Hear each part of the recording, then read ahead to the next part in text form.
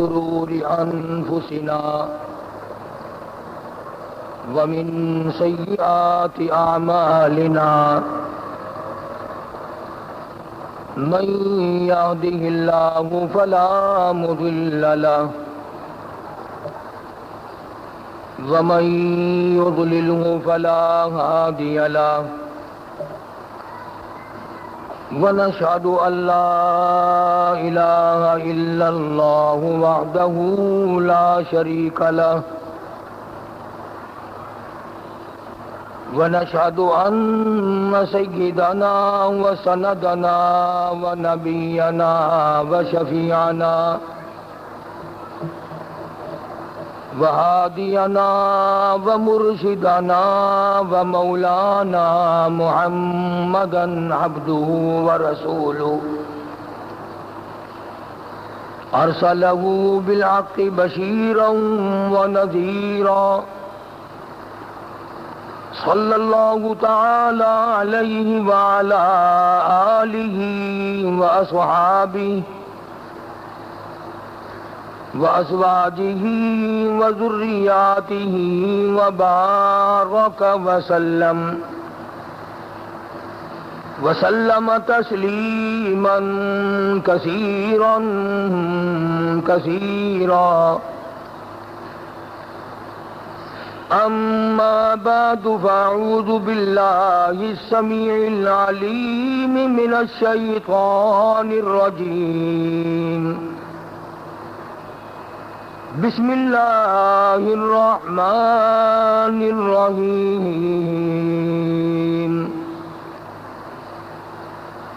الف لام میم. أحسب الناس أن يتركوا أن يقولوا آمنا وهم لا يفتنون. وَلَقَدْ فَتَنَّا الَّذِينَ مِنْ قَبْلِهِمْ فَلَيَعْلَمَنَّ اللَّهُ الَّذِينَ صَدَقُوا وَلَيَعْلَمَنَّ الْكَاذِبِينَ. صدق الله مولانا العلي العظيم وبلغنا رسوله النبي الكريم ونحن على ذلك لمن الشاهدين والشاكرين والحمد لله رب العالمين.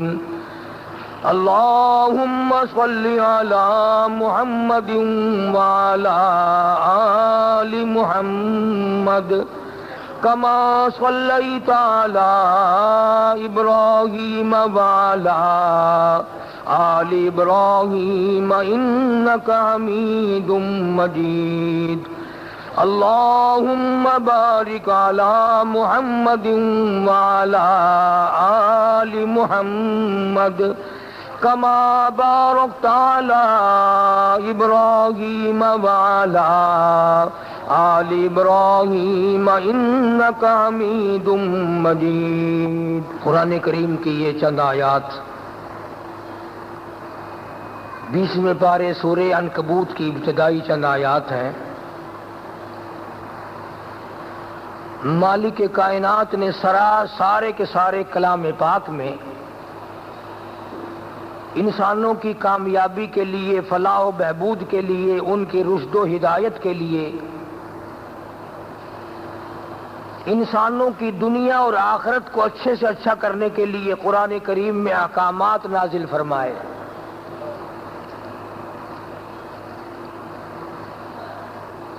اور ان احکام پر عمل کرنے والوں کا انجام بھی بیان فرمایا،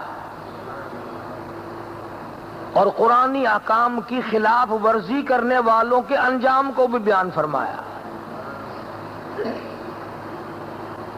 یعنی قرآن کریم میں اللہ کے حکم ہیں، اللہ کا فرمان ہے، اللہ کے ارشادات ہیں، جو ان کو دل سے، عمل سے، زبان سے تسلیم کرتا ہے اس کا انجام بھی بیان فرمایا، اور جو ان کو عمل سے یا زبان سے انکار کرتا ہے، ٹھکراتا ہے، اس کا انجام بھی بیان فرمایا. اور یہ بھی خداوند کریم نے فرما دیا کہ اگر تم سارے عمل کرنے والے بن جاؤ تو میری خدائی میں کوئی اضافہ نہیں ہوتا۔ خدا کی ذات جو ہے وہ گھٹنے بڑھنے سے پاک ہے، اس کی عزت، اس کا وقار، اس کی قدرت، اس کی شان، اس کی حاکمیت یہ دائمی چیزیں ہیں، نہ اس کی شان میں کوئی گھٹا سکتا ہے نہ بڑھا سکتا۔ اگر ساری دنیا سجدے میں پڑ جائے تو خدا کی خدائی میں اضافہ نہیں ہوتا، ساری دنیا کفر سے بھر جائے تو خدا کی شان میں گھاٹا نہیں آتا۔ اسے کیا گھاٹا آنا، وہ تو مالک ٹھہرا، وہ تو اس پہ بھی قادر ہے کہ اگر چاہے تو ایک آن میں ساری مخلوق کو برباد کر کے اور کوئی قوم پیدا کر لے۔ وہ تو اس پہ قادر ہے کہ اگر وہ چاہے تو ہاتھیوں کی فوج کا مقابلہ چڑیوں سے کرا دے۔ وہ تو اس پہ قادر ہے کہ ایک بہت بڑا اپنے آپ کو خدا کہلوانے والا بادشاہ جب خدا نے اس کی تباہی منظور کی اور اس کو برباد کرنا چاہا تو ایک مچھر کو ہی حکم دیا، مچھر ہی لے بیٹھا۔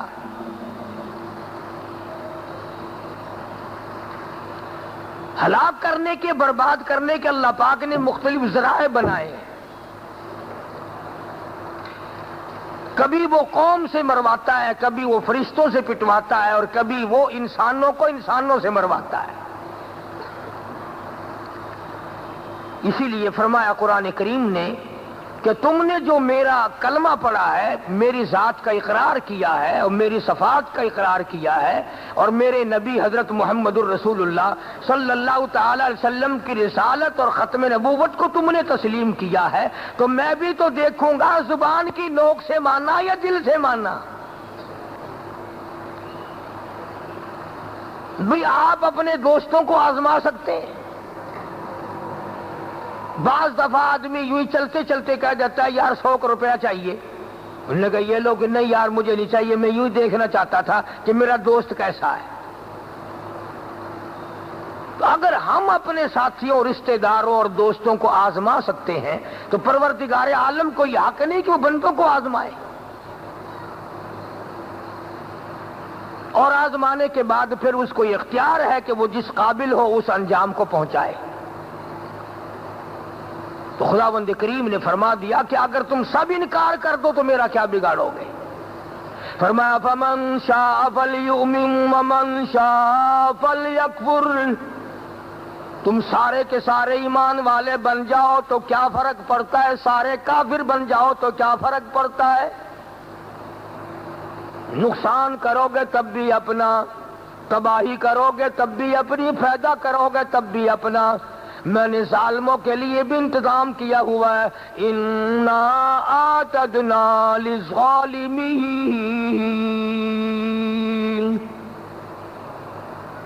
نَارًا أَحَاطَ بِهِمْ سُرَادِقُهَا، میں نے ظالموں کے لیے ایسا جہنم بنایا ہوا ہے جس میں نیچے بچھونا بھی آگ کا، اوپر اوڑھنا بھی آگ کا۔ لَهُم مِّن فَوْقِهِمْ ظُلَلٌ مِّنَ النَّارِ وَمِن تَحْتِهِمْ ظُلَلٌ، اوپر بھی آگ ہے، نیچے بھی آگ ہے، دائیں بھی آگ ہے، بائیں بھی آگ ہے۔ فرمایا نارن احاط بہم سرادقها، میں نے چاروں طرف قناتیں بھی آگ کی بنا کے کھڑی کی ہیں۔ وہاں اتنا برا حال بنے گا، فرمایا وَإِن يَسْتَغِيثُوا يُغَاثُوا بِمَاءٍ كَالْمُهْلِ يَشْوِي الْوُجُوهَ، لوگ کریں گے پانی پانی پانی پانی، ایک عرصہ گزر جائے گا پانی پانی کرتے کرتے، کھانا مانگتے مانگتے، اللہ پاک فرماتے ہیں میں ان کو ایسا پانی پلاؤں گا، گرما گرم کھولتا کھولتا بڑا سخت گرم پانی پلاؤں گا جس کو پینے سے اتڑیاں منہ کے بل باہر نکل آئیں گی۔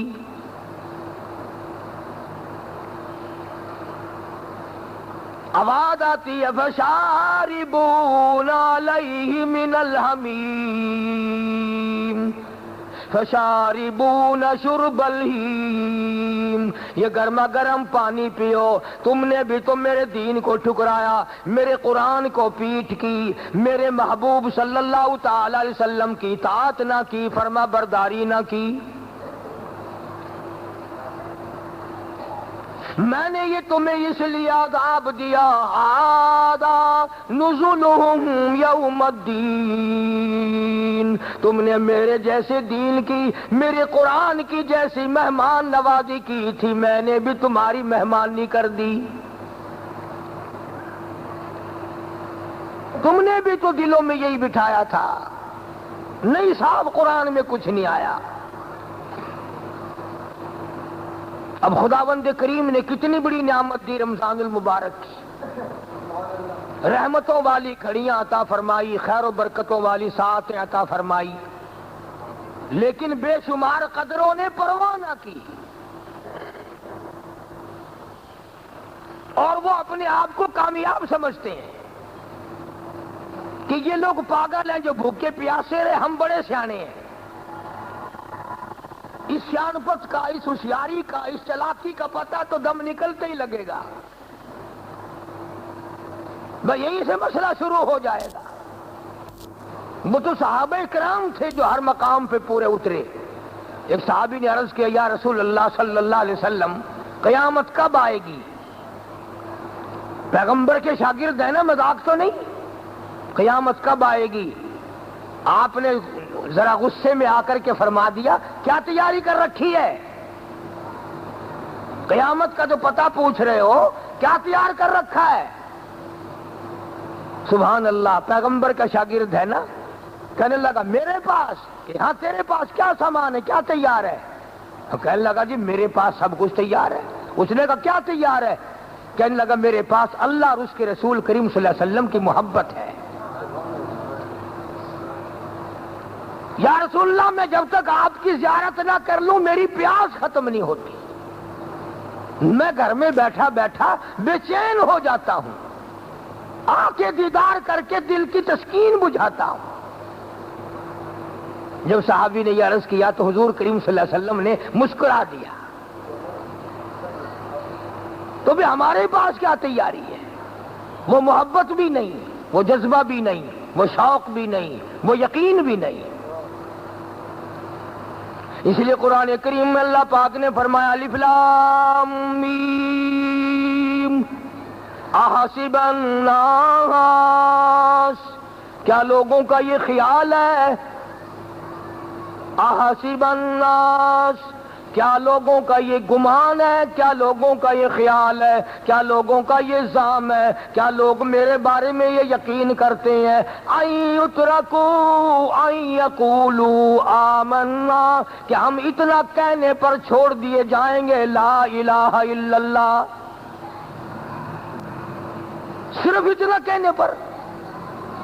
جب تک وہ لا الہ الا اللہ والی زندگی نہ بنائے، لا الہ الا اللہ پہ عمل نہ کریں، لا الہ الا اللہ کے مطابق عقیدہ نہ بنائے، جو لا الہ الا اللہ کا ترجمہ سمجھ میں نہ آئے تو خاک ایمان کمائے گا۔ کوئی نہیں، کوئی نہیں، زمینوں میں کوئی نہیں، آسمانوں میں کوئی نہیں، سمندروں میں کوئی نہیں، گھروں میں کوئی نہیں، کوٹھیوں بنگلوں میں کوئی نہیں، ایوان صدر میں کوئی نہیں، کوئی نہیں، مالک کوئی نہیں، خالق کوئی نہیں، رب کوئی نہیں، پالنے والا کوئی نہیں، اولاد دینے والا کوئی نہیں، اولاد دے کر لے لینے والا کوئی نہیں، بارش روکنے والا کوئی نہیں، بارش برسانے والا کوئی نہیں، ایک سیکنڈ میں ساری دنیا کو فنا کرنے والا اس کے سوا کوئی نہیں، ساری دنیا کو برباد کر کے پھر کیڑے مکوڑے تک کو ہر ایک کو زندہ کرنے والا اس کے سوا کوئی نہیں۔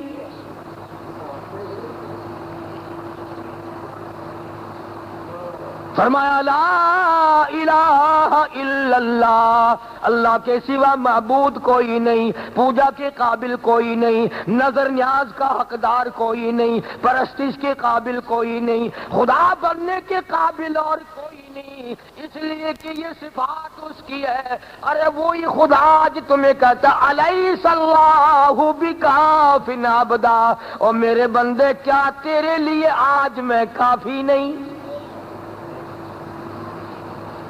میرا دروازہ چھوڑ کے جو ادھر ادھر گھوم رہا ہے، میری قدرت کو تو جانتا ہی نہیں۔ یہ ہزاروں قسم کے پھل فروٹ، ان میں مٹھاس ڈالنے والا کوئی نہیں اس کے سوا۔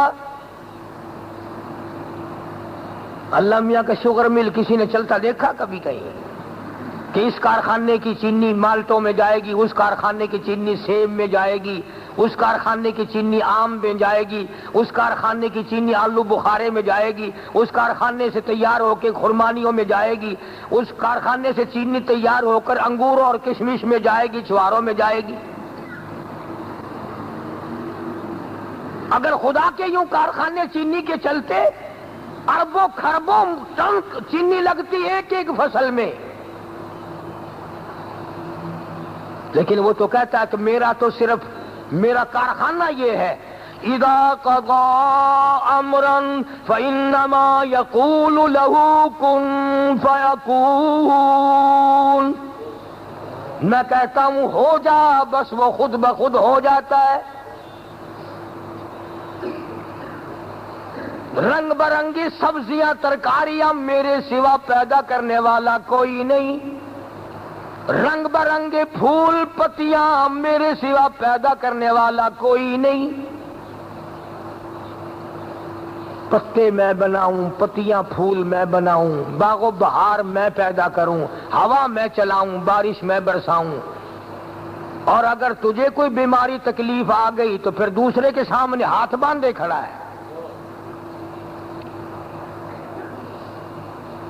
اعلان خداوندی ہے کہ اتنا میرا غضب کسی گناہ کو دیکھ کر نہیں ہوتا جتنا شرک کے وقت میرا قہر جوش میں آتا ہے۔ بھی دنیا کا دستور ہے، اگر بیوی روٹی پکا کے نہ دے، چلو تندور سے صحیح، ہوٹل سے صحیح، خود پکا کے کھا لی، کپڑے دھو کے نہ دے تو دھوبی سے دھلوا لیے، دوا دارو اگر بنا کے نہ دے تو ڈاکٹروں سے لے لیے، کوئی ملازم رکھ لیا، برداشت ہو جاتا ہے، آدمی گوارا کر لیتا ہے۔ مہمان آئے اس کا کھانا پکانا کرے، برداشت ہے۔ اچانک آدمی گھر میں آیا، یہ پراٹھے کس کے لیے پک رہے ہیں؟ کہ میرا بھائی آیا ہوا ہے، کوئی بات نہیں۔ یہ حلوہ کس کے لیے بنایا؟ کہ میرا بھتیجا آیا ہوا ہے۔ یہ اتنا پھل کس کے لیے منگوایا؟ کہ میرا داماد آیا ہوا ہے۔ سب کچھ برداشت ہو سکتا ہے، لیکن یہ آدمی یہ گوارا نہیں کر سکتا کہ بیگم میری ہو اور آپ کسی اور سے لڑائے۔ یہ گوارا نہیں ہو سکتا۔ بغیرت تو برداشت کرے تو کرے، انسان برداشت نہیں کر سکتا، چاہے وہ کافر بھی کیوں نہ ہو۔ بس خدا بھی یہی برداشت نہیں کرتا کہ بندہ میرا، بناؤں میں، پالوں میں، سنبھالوں میں، حسن و جمال جوانی میں دوں، اولاد میں دوں، کاروبار میں بناؤں، اور پھر ہندوؤں کی طرح ہاتھ باندھ کر کھڑا ہوتا ہے، کبھی پیپل کے سامنے، کبھی بڑ کے سامنے، کبھی درخت کے سامنے۔ تو قرآن کریم نے اسی بات کو فرما دیا کہ میں صرف اتنا کہنے پر کسی کو نہیں چھوڑوں گا کہ جی میں تو مانتا تھا خدا تو ہی ہے۔ احسب الناس، کیا لوگوں نے یہ خیال کر لیا، ان یترکوا ان یقولوا آمنا، چھوڑ دیے جائیں گے صرف اتنا کہنے پر کہ میں نے مان لیا، میں نے تسلیم کر لیا، وَهُمْ لَا يُفْتَنُونَ، میں آزما کر دیکھوں گا، میں امتحان لے کر دیکھوں گا، میں پرکھوں گا میرا ماننے والا کہاں تک ہے۔ وَلَقَدْ فَتَنَّا الَّذِينَ مِن قَبْلِهِمْ فَلَيَعْلَمَنَّ اللَّهُ الَّذِينَ صَدَقُوا وَلَيَعْلَمَنَّ الْكَاذِبِينَ۔ میں بھی تو آزماؤں گا، دیکھوں سچا ہے یا جھوٹا ہے۔ زبان مارتا ہے صرف یا دلوں میری ساتھ ہے، نیت سے ساتھ میری ساتھ ہے۔ وہ ہمیں کیوں نہ آزمائے؟ اس نے تو انبیاء علیہ الصلوۃ والسلام کو آزمایا، اور وہ تو اتنے برگزیدہ بندے ہوتے ہیں مالک کائنات کے کہ اس پوری دنیا میں نبیوں کے درجے کو تو کیا ان کی چوٹی کے برابر کوئی نہیں پہنچ سکتا۔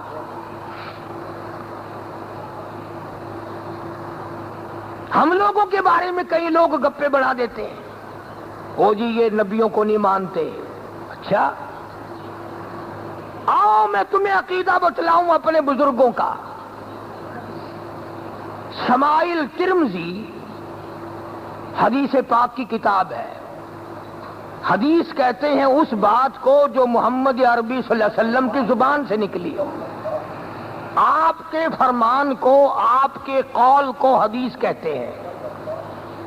تو شمائل ترمذی ایک حدیث کی ایسی کتاب ہے جس میں حضور صلی اللہ علیہ وسلم کا حلیہ، آپ کے نقش و نگار، آپ کی ناک کے بارے میں، آپ کی آنکھ مبارک کے بارے میں، آپ کے لبوں کے بارے میں، آپ کے دندان مبارک کے بارے میں، آپ کے ہاتھ مبارک کے بارے میں، یہ ساری چیزیں اس میں لکھی ہوئی ہیں، صحابہ نے بتائی ہیں۔ توجہ کرنا، اگلی بات بتانا چاہتا ہوں۔ شمائل ترمذی میں نبی کریم صلی اللہ تعالی علیہ وسلم کی چپل مبارک، یہ چپل میں نے اس لیے کہا کہ نالین عربی کا لفظ ہے، تم سمجھو گے نہیں، آپ کی نالین مبارک کا نقشہ ہے، یعنی آپ کی جوتی مبارک کا نقشہ ہے شمائل ترمذی میں، آپ کی چپل مبارک کا نقشہ ہے شمائل ترمذی میں۔ اگر حضور کریم صلی اللہ علیہ وسلم کی ذات اقدس سے محبت ہے، کبھی کسی عالم کے پاس جانا تو صحیح اور کہنا تو صحیح کہ حضرت اور تو مجھے کچھ کبھی دکھائی دیا نہیں، مجھے میرے نبی کی چپل مبارک کی زیارت تو کراؤ۔ تمہیں تو یہ بھی نصیب نہیں۔ بتانا میں اگلی بات چاہتا ہوں۔ آپ نے دیکھا شمائل ترمذی کتاب میں، آپ نے اس نقشے کو دیکھا۔ اب چونکہ ہمارا زمانہ ماڈرن زمانہ ہے، ترقی کا دور ہے، ہزاروں قسم کی چپلیں، جوتیاں، جوتے بنتے ہیں، ہر 2 سال کے بعد ڈیزائن بدلتے ہیں، ہر سال کے بعد ڈیزائن، ہر عید پہ نیا ڈیزائن آتا ہے۔ تو 1400-1500 سال کے بعد کتنے ڈیزائن بدلے ہوں گے؟ سمجھو میری بات کو جو میں کہنا چاہتا ہوں۔ آپ نے سرکار مدینہ، سب کہہ دو صلی اللہ علیہ وسلم کی چپل مبارک کا نقشہ دیکھا کتاب میں۔ اب چونکہ وہ تو سادی سی چپل ہے اور ہمارے زمانے میں طرح طرح کے ہیں، اگر آپ کے دل میں یہ بات آ گئی، اگر آپ کے دل میں یا کسی کے دل میں یہ بات آئی کہ یار یہ بھی کوئی چپل ہی ہے، کمال ہے، یہ کوئی جوتی ہے، یہ تو اچھی نہیں لگتی مجھے، یعنی دل میں یہ بات آئی کہ یہ چپل تو مجھے اچھی نہیں لگتی، ہمارے علماء نے لکھا فوراً کافر ہو جاتا ہے۔ تو کون ہے کالی کملی والے کی نالین اور آپ کی چپل مبارک کو پسند نہ کرنے والا؟ تجھے تو امام الانبیاء صلی اللہ علیہ وسلم کے تھوک پہ بھی ایمان لانا پڑے گا۔ اب ہوئی تسلی کہ ہمارا عقیدہ کیا ہے اور ہم حضور کریم صلی اللہ علیہ وسلم کو کیا جانتے ہیں۔ اگر کوئی بدبخت آپ کی چپل مبارک کو دیکھ کر یہ سمجھ لے اور یہ دل میں بات لے آئے کہ یہ تو اچھی نہیں لگتی، میں نے تو چنگی نہیں لگتی، فوراً کافر ہو جاتا ہے۔ تو جو لوگ حضور کریم صلی اللہ علیہ وسلم کی چپل مبارک کی توہین گوارا نہ کرتے ہوں، توہین برداشت نہ کر سکتے ہوں، وہ آپ کی شکل و صورت کی اور آپ کے اعمال و اخلاق کی توہین کیسے کر سکتے ہیں؟ یہ توہین نہیں ہے جو تم کہتے ہو۔ خدا خدا ہے، مصطفیٰ مصطفیٰ ہے صلی اللہ علیہ وسلم۔ ہم نبی کو در در نہیں بلاتے ہیں، ہم امام الانبیاء کے دروازے پہ غلامی کے لیے خود جاتے ہیں. سارے گئے. اور میرے سے عقیدے کی بات سنو، یہ میں نے آپ کو جوتی مبارک کی بات بتا دی، میں بلکہ لفظ جوتی بھی آپ کو سمجھانے کے لیے استعمال کر رہا ہوں، ورنہ عربی کا لفظ ہم لوگ استعمال کرتے ہیں نالین شریف، حضور کی نالین مبارک.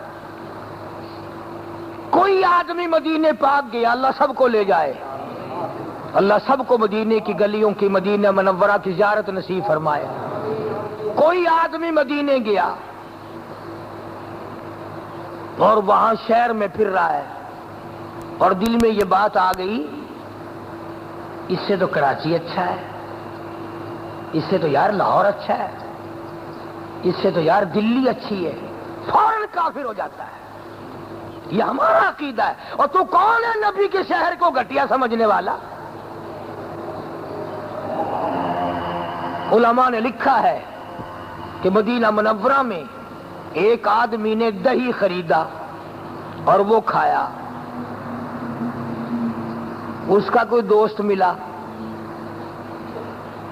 اسے کہنے لگا یار اوے تو مدینے دی ہر شے چنگی ہے، پر مدینے دا دہی تو بہت کھٹا ہے. ویسے تو مدینے کی ہر چیز اچھی ہے، مدینے کی دہی تو بہت کھٹی ہے. بس اتنی بات کہی. رات کو جو سویا مدینے پاک میں ہی تھا. سرکار مدینہ صلی اللہ تعالی علیہ وسلم کی خواب میں زیارت ہوئی. فرمایا چلا جا میرا مدینہ چھوڑ کر، چلا جا میرا مدینہ خالی کر دے، میرا شہر چھوڑ دے، جہاں تجھے میٹھا دہی ملتا ہو وہاں چلا جا. مطلب یہ تو کون ہے مدینے کی دہی کو کھٹی کہنے والا؟ تجھے کیا اختیار ہے کسی چیز کی وہاں کی چیز کو توہین کرنا؟ ہمارا تو عقیدہ یہ ہے مدینے کے کتے کی توہین کرنا بھی کفر ہے.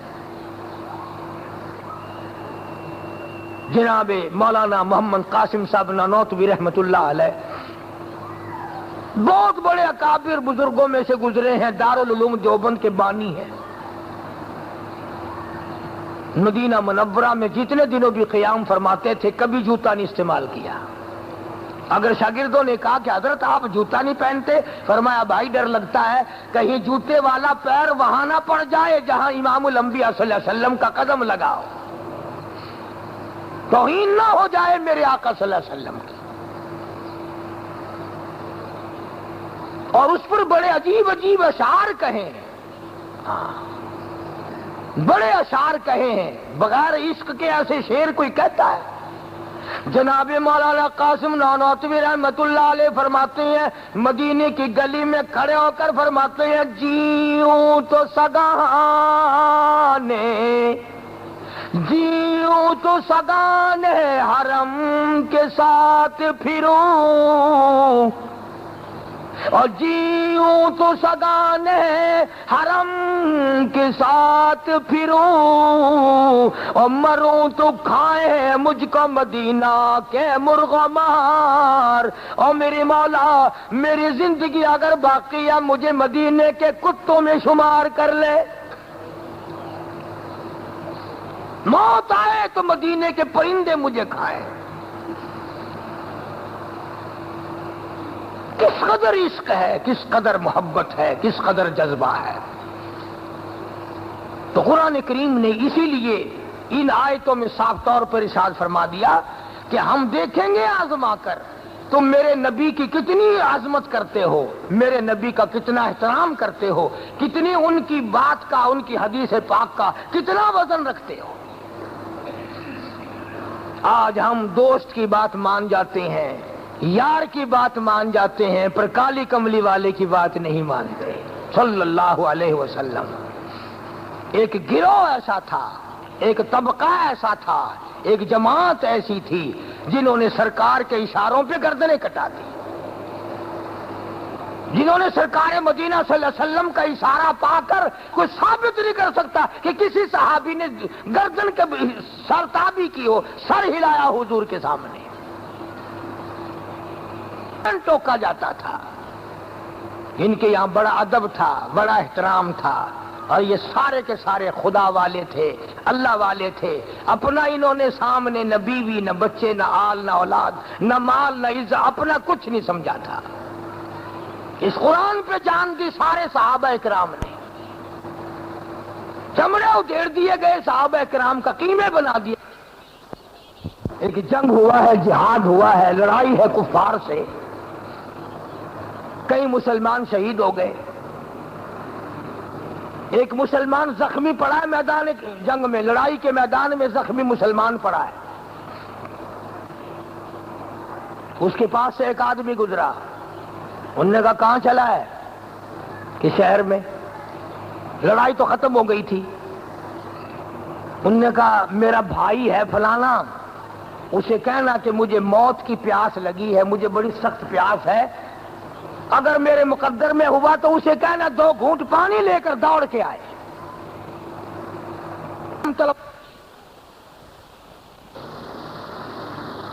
ایک مسلمان زخمی پڑا ہے میدان جنگ میں، لڑائی کے میدان میں زخمی مسلمان پڑا ہے۔ اس کے پاس سے ایک آدمی گزرا، انہوں نے کہا کہاں چلا ہے؟ کہ شہر میں، لڑائی تو ختم ہو گئی تھی۔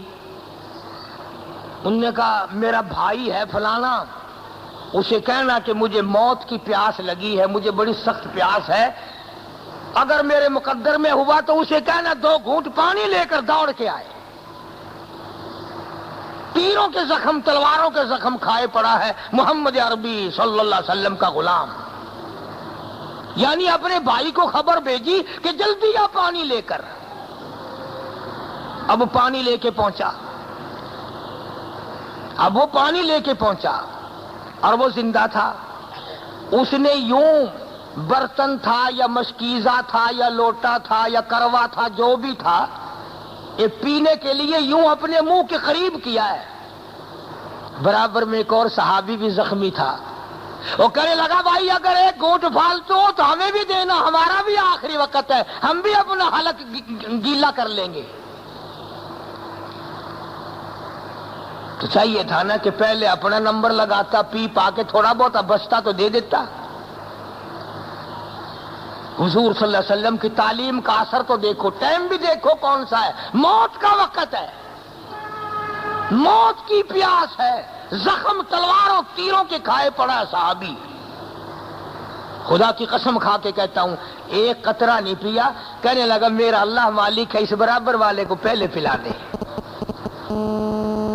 اس نے لے کر یا پلانے والے نے قریب کیا، تیسرے نے آواز دے دی کہ بھئی یار کیا چیز ہے کہ پانی ہے، بھئی 1 بوند 2-4 قطرے ہو تو ہمیں بھی دینا بھائی۔ اس نے بھی اشارہ کر دیا کہ میرا بھی اللہ مالک ہے، اس تیسرے کو پلا۔ اس تیسرے کے پاس گیا تو چوتھے نے سوال کر دیا۔ جب چوتھے کے پاس وہ پیالہ یا لوٹا پہنچا تو وہ شہید ہو چکا تھا۔ واپسی میں آ کے دیکھا سارے حوض کوثر پہ پہنچ گئے تھے، کسی نے نہیں پیا۔ کہاں سے وہ چیز ہم لوگ پیدا کریں گے؟ چاروں کے چاروں شہید ہو گئے، پانی کسی نے 1 قطرہ نہیں پیا۔ دوسرے کی ہمدردی میں موت کے وقت بھی سرکار کی تعلیم پہ کتنا عمل کر کے دکھایا۔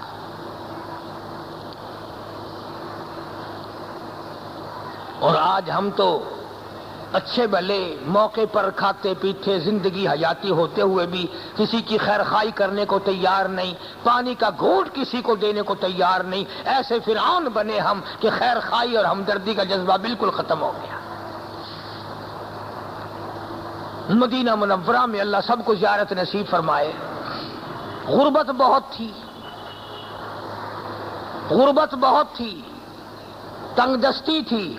اس سے بڑھ کر کیا غربت ہوگی کہ خود سرکار کے گھر میں ہماری اماں عائشہ صدیقہ رضی اللہ تعالیٰ عنہ فرماتی ہیں کہ ایک ٹائم ایسا آیا، سنو نبی کے گھر کا حال جس کا تو غلام ہے، سنو محمد مصطفیٰ صلی اللہ تعالیٰ علیہ وسلم کی گھر والی کا بیان، جس کی شفاعت کے بغیر تیری نجات ممکن نہیں، جن کا کلمہ پڑھے بغیر تو مسلمان نہیں بن سکتا۔ ہماری اماں کہتی ہیں کہ ایک ٹائم ایسا آیا 3 مہینے گزر گئے، ایک کھجور کا دانہ اور ایک پانی کا پیالہ 24 گھنٹے میں ملتا تھا۔ یعنی پانی بھی چھٹی کا نہیں، جتنا چاہو پی لو۔ ایک کنواں میٹھے پانی کا، وہ یہودیوں کا پانی مول ملتا ہے۔ یہ ہماری ماں کا حال ہے۔ حضرت عائشہ فرماتی ہیں کہ جب وہ بھی نہ ملا تو اس پیالے کی بھی پھر قدر ہوئی، جب وہ بھی نہ ملا۔ دوسروں کے واسطے ہیں سیما زر و گوہر، اور اپنا یہ حال ہے کہ چولہا ہے بجھا ہوا۔ 3 مہینے چولہے میں میرے آقا کے آگ نہ جلی۔ آخر یہ کہانیاں تو نہیں ہیں اور یہ لطیفے تو نہیں۔ ایسی صورت میں ہم لوگ بھلا کیا لے کے جائیں گے؟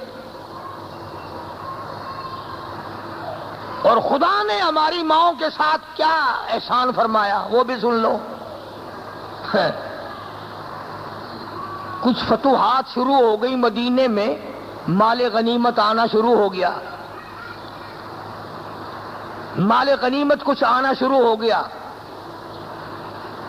ہماری ماؤں نے سیدہ حفصہ رضی اللہ تعالی عنہا جو فاروق اعظم کی بیٹی ہیں، جناب عائشہ صدیقہ رضی اللہ تعالی عنہا جو صدیق اکبر کی بیٹی ہے، سیدہ ام حبیبہ رضی اللہ تعالی عنہا جو حضرت ابو سفیان رضی اللہ تعالی عنہ کی بیٹی ہیں، ہماری ماؤں نے صلاح کی، آپس میں مشورہ کیا ازواج مطہرات رضی اللہ تعالی عنہ اجمعین نے کہ اب تو لوگوں کی حالت کچھ بدل گئی، وہ ہمارا وہی ایک پیالہ، وہی کھجور کا دانہ، کچھ ہمارا بھی تو بڑھنا چاہیے،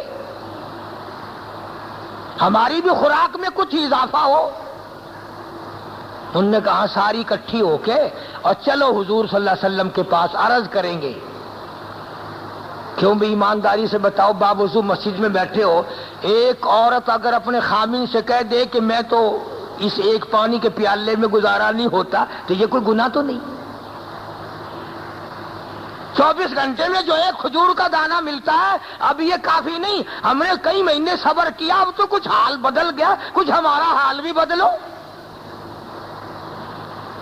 بس اتنی بات عرض کی ہے، گزارش کی ہے ہماری ماؤں نے ہمارے نبی حضرت محمد رسول اللہ صلی اللہ تعالی علیہ وسلم کی خدمت عالیہ میں۔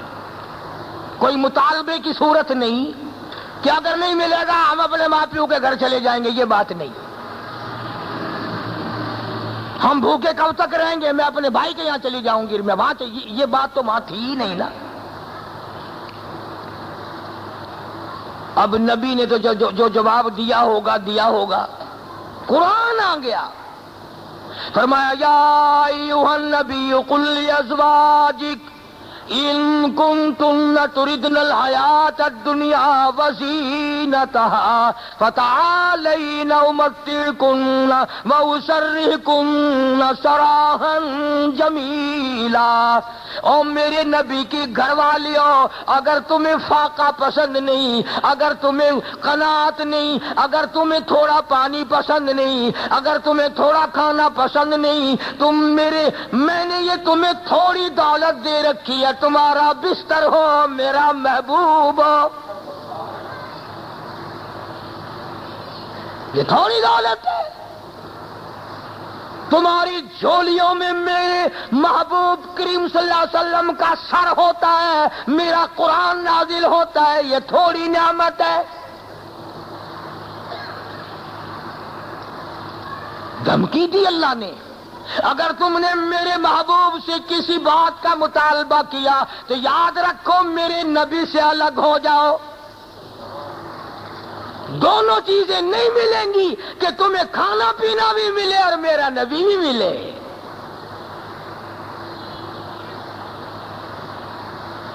اس کے بعد نبی کریم سب کہہ دو صلی اللہ علیہ وسلم نے سب کو اکٹھا کر کے فرمایا کہ قرآن یوں آیا ہے، اب بولو کھانا پینا لیتی ہو، بسترے لیتی ہو یا مجھے لیتی ہو؟ ہائے ہائے، ساری کہنے لگی یہ پانی بھی بند کر دو، ہم آپ کو نہیں چھوڑ سکتے،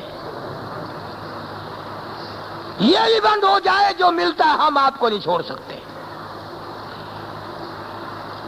اب بعض آدمی کہتے ہوں گے اجی یوں ہی کہہ دیا ہوگا ورنہ بھوک کون برداشت کر سکتا ہے؟ اوے عشق کے سامنے سب کچھ برداشت ہو جاتا ہے. ہاں تمہیں کیا پتا ہے، کبھی کسی نے عشق کی بازی کھیل لی ہو تو اسے پتا چلتا ہے عشق کیسا ہوا کرتا ہے. دکھ نہیں لگتا، پریشانی محسوس نہیں ہوتی. ساری رات کسی کے انتظار میں کاٹ دو، پتہ ہی نہیں چلتا رات کتنی لمبی تھی. جن لوگوں نے محبوبوں کا انتظار کیا ہے ان کو پتا ہے صبح کی اذان جب مؤذن دیتا دل کرتا گولی مارو اسے جا کے. رات ختم ہو گئی، محبوب آیا نہیں اور رات گئی.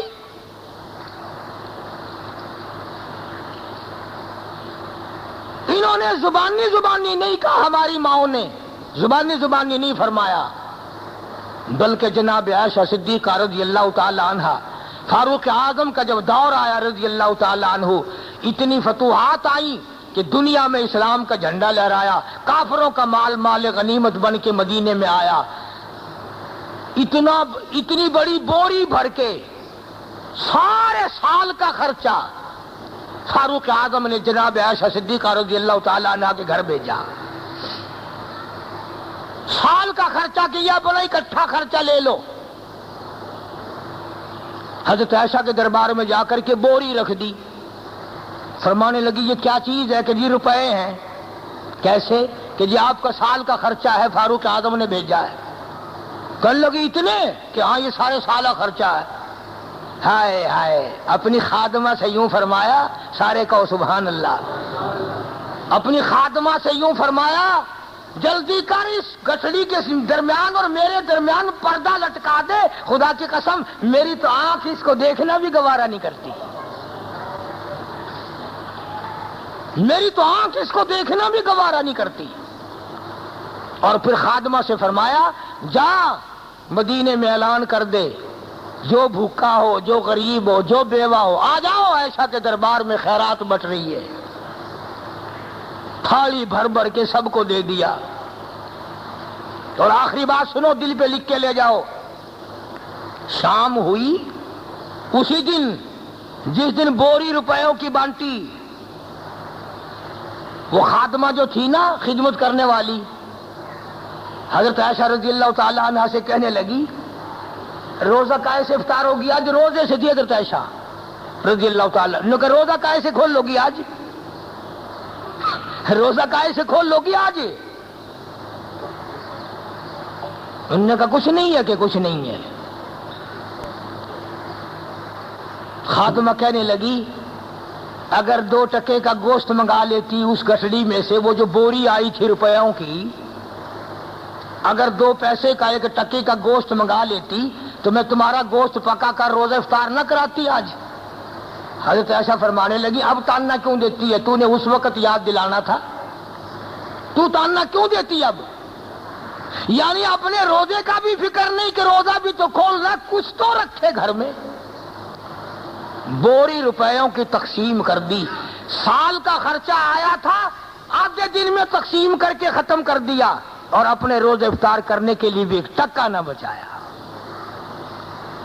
یہ ہے محمد کریم صلی اللہ علیہ وسلم کا گھر، اور یہ ہیں آپ کے ازواج مطہرات، اور یہ ہیں ہماری مائیں کہ جن کے بارے میں آج ہمارے دل و دماغ سے کبھی گزر بھی نہیں ہوتا. ہم نے کبھی سوچا تک نہیں کہ رحمت کائنات صلی اللہ علیہ وسلم نے اپنی زندگی مبارک کس طرح گزاری ہے.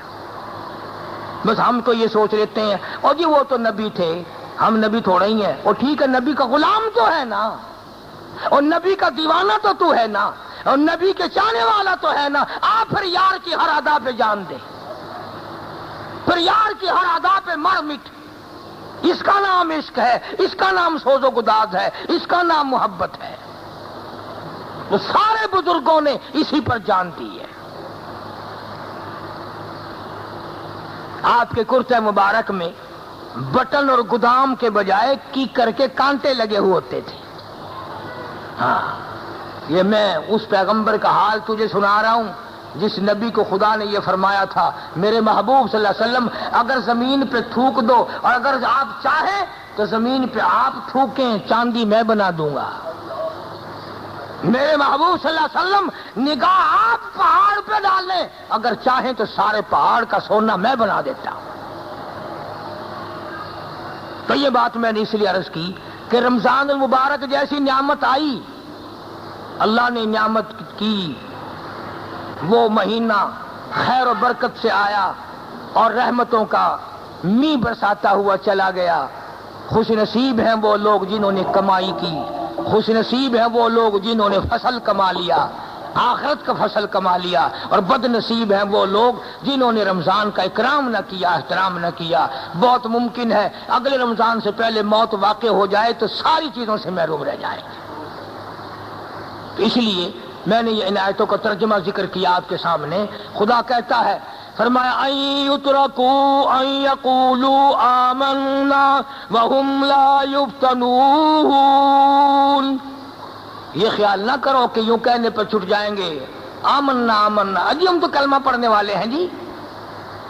فرمایا وَلَقَدْ فَتَنَّا الَّذِينَ مِن قَبْلِهِمْ فَلَيَعْلَمَنَّ اللَّهُ الَّذِينَ صَدَقُوا وَلَيَعْلَمَنَّ الْكَاذِبِينَ، میں بھی تو دیکھوں گا کون زبان کی نوک پر میری توحید کو رکھتا ہے اور کس کے انگ انگ سے میری توحید ٹپکتی ہے۔ تو یہ تھا ان آیتوں کا ترجمہ۔ اللہ پاک مجھے اور آپ کو عمل کی توفیق عطا فرمائے۔ وآخر دعوانا الحمدللہ رب العالمین۔ اللہم صلی وسلم وبارک علی سیدنا و مولانا محمد النبی الامی الہاشمی وعلی آلہ واصحابہ برۃ الکرام۔ یا اللہ ہم سب پر کرم فرما، مولا ہم سب پہ فضل فرما، یا الہی رحم کا معاملہ فرما، مولا ہم سب کی خطاؤں کو معاف فرما، ہم سب کے گناہوں کو معاف فرما، سب بیماروں کو شفا عطا فرما، سب کے دکھ دردوں کو دور فرما، سب کی پریشانیوں کو دور فرما۔ یہاں ایک صوفی غریب سبزی والا ہے، اس کے بیچارے کے کئی بچے فوت ہو گئے، بچیاں تو ہے، صبح آیا تھا اس کو